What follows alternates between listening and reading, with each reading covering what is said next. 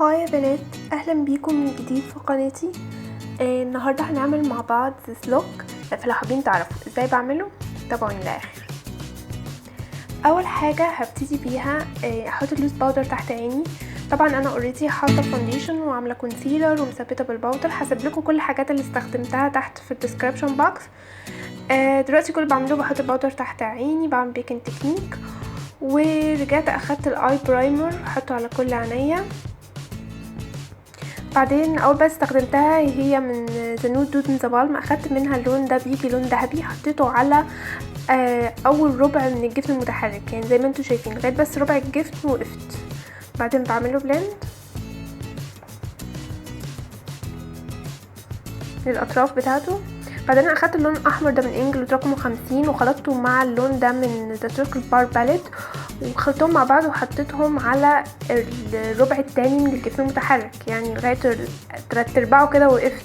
سبت الربع الاخير فيه لسه هحط فيه لون تاني زي ما انتم شايفين.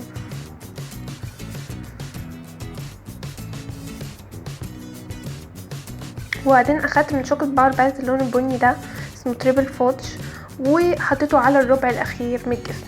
بعدين اخدت براز دي تكون نظيفه ودمجت بيها الاطراف، يعني زي ما انتم شايفين هدمج اطراف النبيتي مع الذهبي واطراف البني مع النبيتي، وبعدين هرجع ادمج اطرافهم من فوق.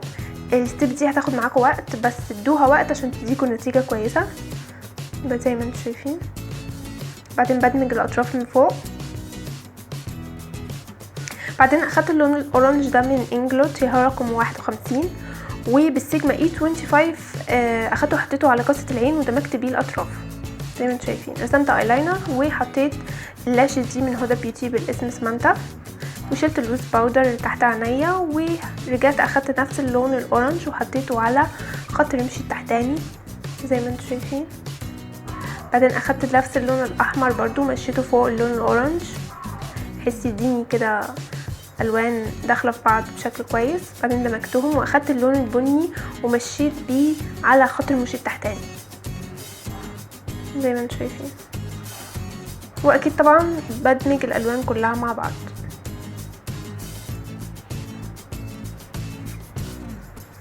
بعدين اخدت الماسكارا دي من لوريال فوليوم مليون دوسيل وبدمج فيها رموشي مع رموش صناعيه.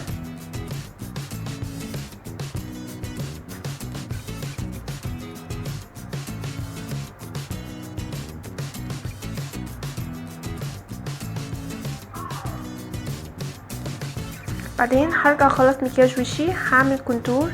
استخدمت الباليت دي من سماش بوكس اسمها كراش اون بلاش باليت. زي ما قلت لكم الباليت دي ممتازه، ننصحكم بيها.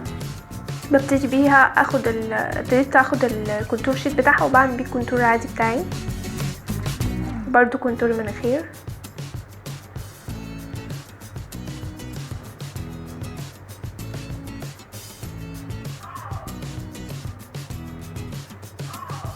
واكيد طبعا بعمله بلند.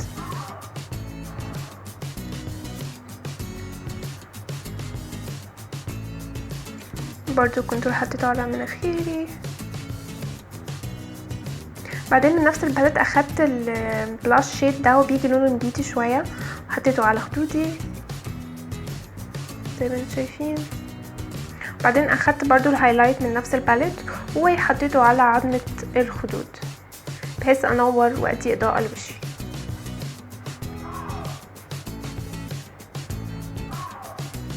وبرضو على اطراف مناخيري، على اطراف الشفايف وفوق الحاجب. بعدين اخدت الليب لاينر ده من ماك بالاسم برجندي وبيجي لونه نبيتي كده وبعلم بيه شفايفي.